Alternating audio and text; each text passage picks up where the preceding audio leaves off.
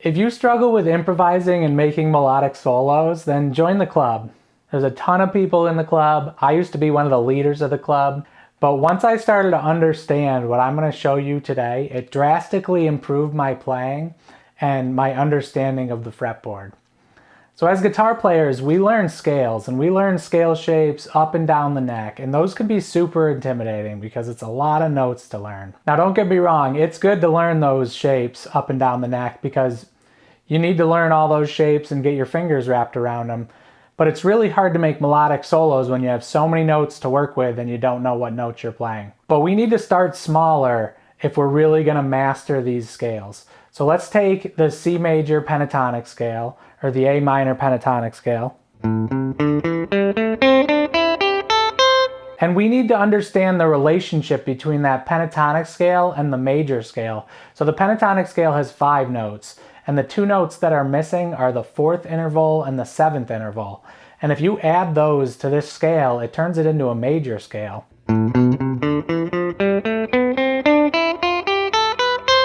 And that seems like it's more intimidating or more confusing because now you have 2 more notes to work with.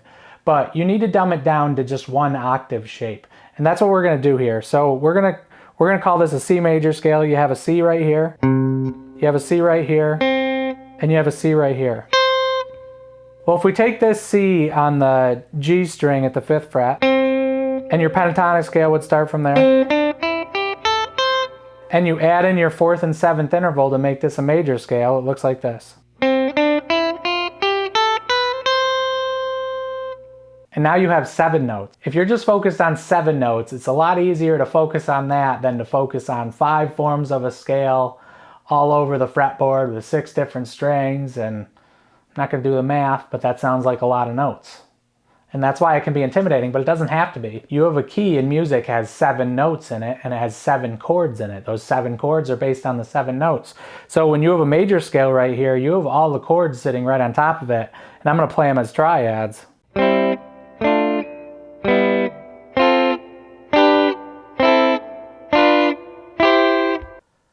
We just hit 1,000 subs, so thanks for helping me get to this point. And if you're liking this video, please like and subscribe. So knowing that all your triads are connected to one section of a scale makes it a lot easier to start playing chord tones while you're soloing. And that can be difficult at first, and it's really difficult when you have these large scale shapes, but when you have these smaller scale shapes, it's a lot easier to start focusing on the chord tones. Like if you're playing a C chord right here, and you want to play the notes that make up a C chord, well that's a 1, 3, and a 5. You have your 1, 2, 3, 5 right here. So those are notes you can use. And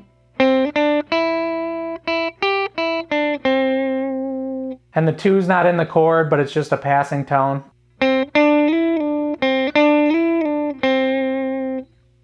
Your 4 is right below it.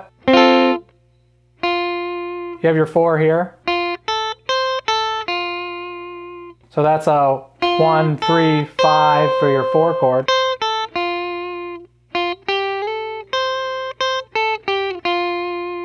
Your 5 is right here.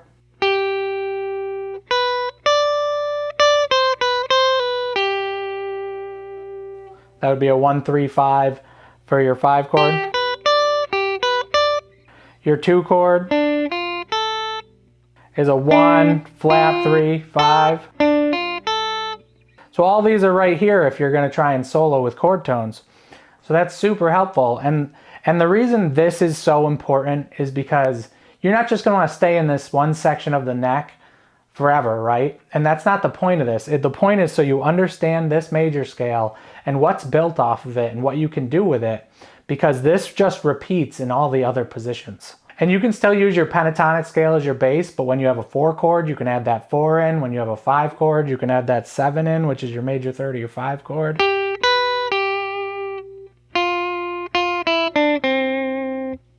So you're still thinking of it as a pentatonic scale, but you're adding these notes in while you're playing. And to show you how this repeats in other positions, you have this major scale here.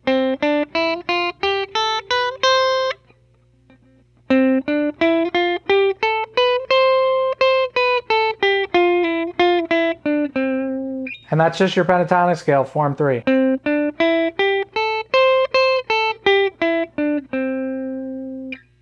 You also have it down here.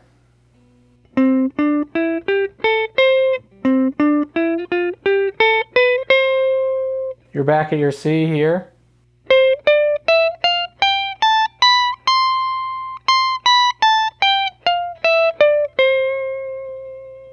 And it repeats all over the place.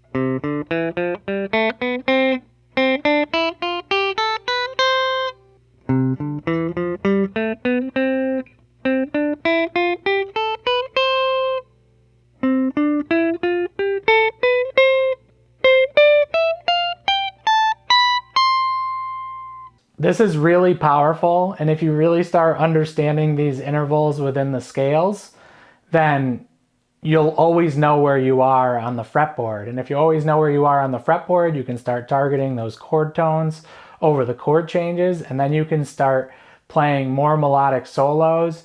You'll get better at improvising over songs if you're attacking the notes that are in those chords. And I really hope you like this lesson.